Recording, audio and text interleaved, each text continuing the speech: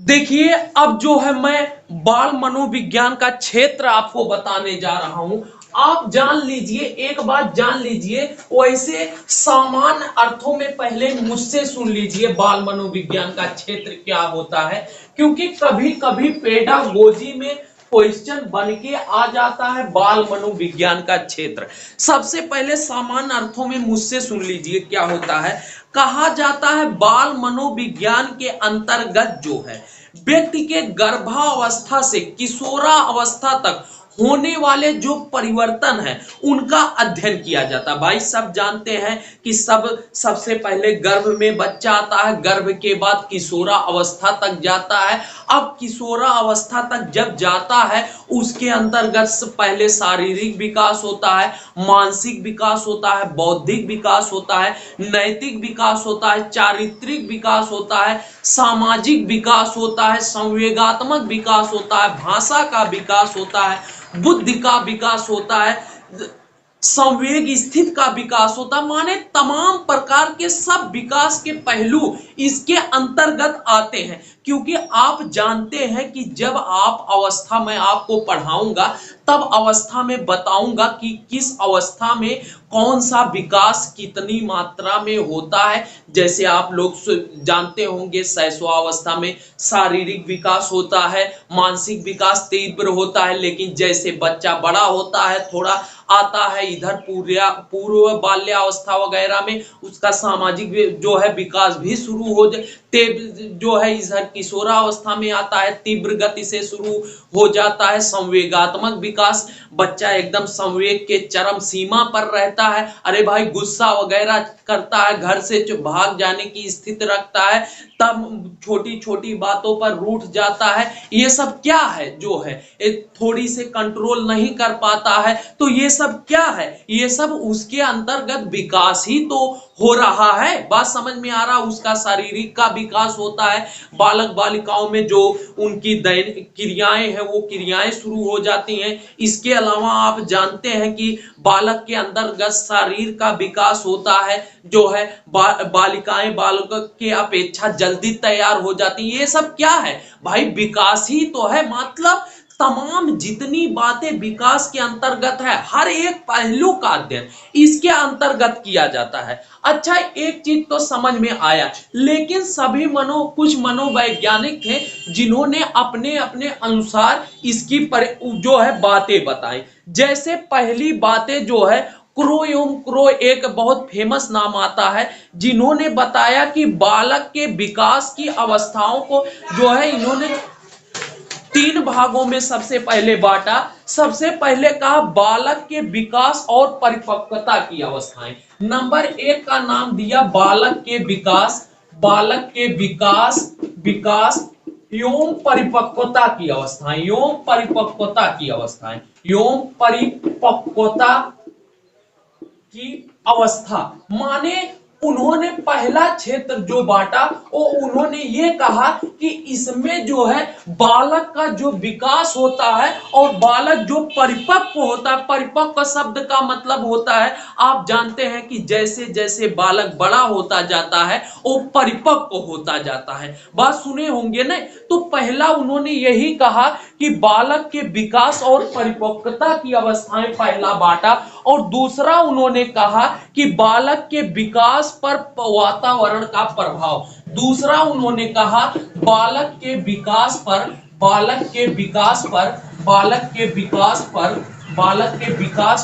वातावरण का प्रभाव। आप एक बात ये अच्छे से नोट कर लीजिए कि बालक जैसे जैसे विकास करता है वातावरण उसके प्रभाव जो है उसमें मदद करता है। कैसे मदद करता है आज मैं आप लोगों को बता दूं।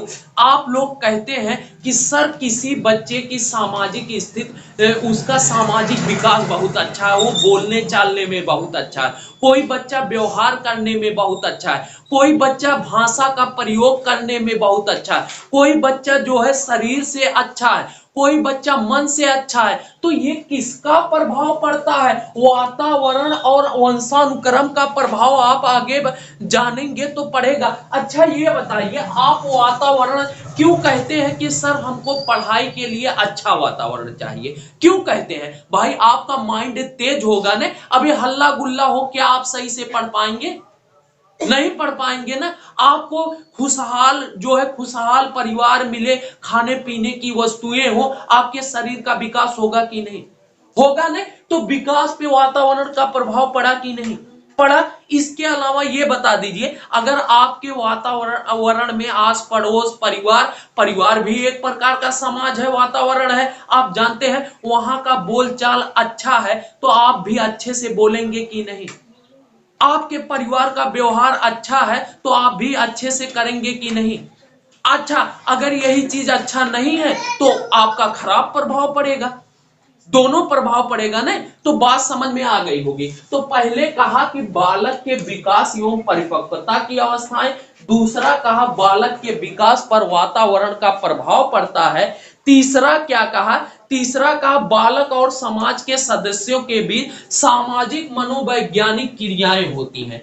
बालक और समाज के सदस्यों के बीच, बालक और समाज के सदस्यों के बीच, समाज के सदस्यों के बीच, सदस्यों के बीच, के बीच जो कौन कौन सी क्रियाएं होती हैं बताइए? कौन कौन सी क्रियाएं होती हैं? क्या बताया हूं अभी? हाँ, तो सामाजिक और मनोवैज्ञानिक क्रियाएं होती हैं। सामाजिक एवं मनोवैज्ञानिक, मनोवैज्ञानिक क्रियाएं होती हैं, क्रियाएं होती। हाँ, ये बात एकदम निश्चित है कि बालक और समाज के सदस्यों के बीच सामाजिक मनोवैज्ञानिक क्रियाएं होती हैं। अच्छा ये बता दीजिए, जो बालक है और उसके समाज के सदस्य, मान लीजिए परिवार के सदस्य है या और कोई सदस्य है, तो उन पे क्या मनोविज्ञान और समाज का प्रभाव पड़ता है कि नहीं? पड़ता है ना, अर्थात क्रियाएं हुई कि नहीं हुई? तो तीन चीज जो है इन्होंने दिया। कौन महोदय ने तीन चीज दिया? बात को समझिए।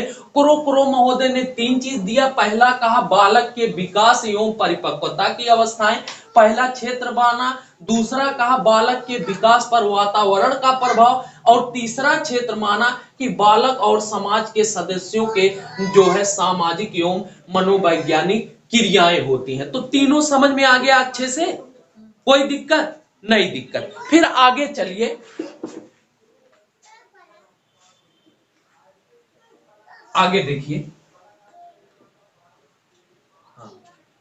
आगे है, आगे फिर आप कहा है कि इसको जो है फिर विषय वस्तु की दृष्टि से 5 भागों में बांट दिया गया। अब विषय वस्तु की दृष्टि से 5 भागों में बांट दिया गया, जिसमें पहला मैंने बताया बालक के विकास की विभिन्न अवस्थाओं के अध्ययन, बालक के विकास की, बालक के विकास की विभिन्न अवस्थाओं का अध्ययन, विभिन्न अवस्थाओं का अध्ययन, अवस्थाओं का अध्ययन, माने इसका जो क्षेत्र बांटा, इसमें जो है भी उप विभाग किए। पहला बांटा कि बालक के विकास की विभिन्न अवस्थाओं का अध्ययन, माने जो इसमें मैंने आपको एक चीज बताया था कि शाब्दिक दृष्टि से, अगर वास्तविक दृष्टि से देखा जाए तो इसके अंतर्गत जो अध्ययन किया जाता है वो किसका अध्ययन किया जाता है? बालक के जो है क्या गर्भावस्था से लेकर और कहां तक, किशोरावस्था तक पूरा अध्ययन किया जाता है। तो वही कहा बालक के विकास की विभिन्न अवस्थाओं का अध्ययन। मेरे साथ आप लोग दोहराइए तब याद होगा। तो पहला कौन सा बताया बताइए? हाँ, तो पहला गर्भावस्था, पहला कौन सा बताया? गर्भावस्था का अध्ययन किया जाता है। दूसरा कौन सा बताया? हाँ, दूसरा कौन सा बताया? दूसरा कौन सा अवस्था बताया? शैशवा अवस्था। दूसरा शैशवा अवस्था। तीसरा कौन सा बताया? उत्तर शैशवावस्था। अगला कौन सा बताया? बाल्यावस्था। बाल्यावस्था। अब इसी में क्या कहा उसने? एक पूर्व एवं उत्तर। बात समझ में आ रहा है ना? उत्तर बाल्यावस्था। और अंतिम में क्या बताया?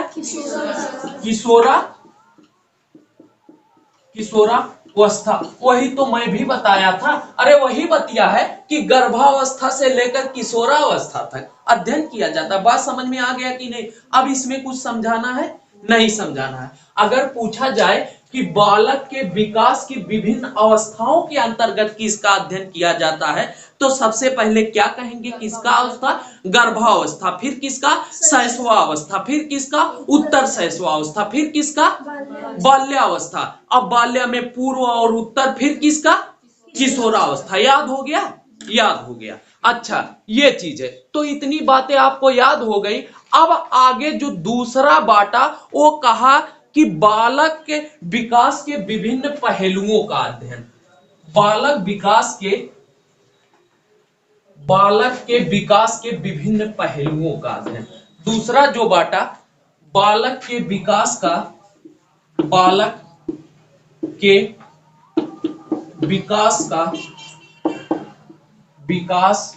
के विभिन्न पहलुओं का अध्ययन।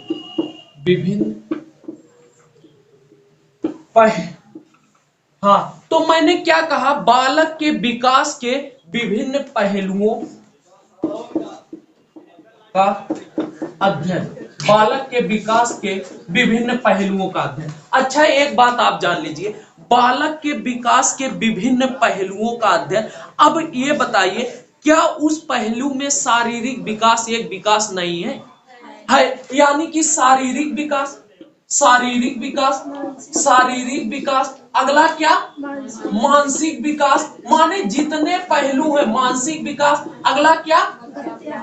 गत्यात्मक विकास। अगला क्या? भाषा का विकास। अगला क्या? संवेगात्मक विकास। अगला क्या? सामाजिक विकास। अगला क्या? सामाजिक विकास। अगला क्या? नैतिक विकास। फिर क्या? चारित्रिक विकास। फिर क्या? धार्मिक विकास। फिर क्या? आप प्रतिमा एवं कल्पना का विकास। फिर क्या? अवधान तथा रुचि का विकास। फिर क्या? आज चिंतन, तर्क और निर्णय का विकास। फिर क्या? खेल का विकास इत्यादि। तो मैं कह रहा हूं, विकास के जितने पहलू हैं, हर पहलू का अध्ययन किया जाता है। चाहे शारीरिक हो, चाहे मानसिक हो, संवेगात्मक हो, नैतिक हो, चारित्रिक हो, गत्यात्मक हो। माने जितना पहलू है, हर एक पहलू का अंतर्गत इसके अंतर्गत वर्णन किया जाता है। सर क्यों? अच्छा, आप जब आगे अवस्था पढ़ोगे, क्या उस अवस्था में शारीरिक विकास का अध्ययन नहीं करोगे? मानसिक का नहीं करोगे? सामाजिक का नहीं करोगे? गत्यात्मक का नहीं करोगे? गत्यात्मक माने, जैसे बच्ची ने पूछा था, गत्यात्मक माने गति प्रदान करना। बात समझ में आ रहा है ना? तो बच्चा गति प्रदान करते हैं कि नहीं करते हैं ना? तो इन सब का अध्ययन करोगे कि नहीं करोगे ना? ये चीज है। तो इसी के साथ जय हिंद दोस्त, आज ये वीडियो यहां पर समाप्त होता है। और आप लोग जाइए मत।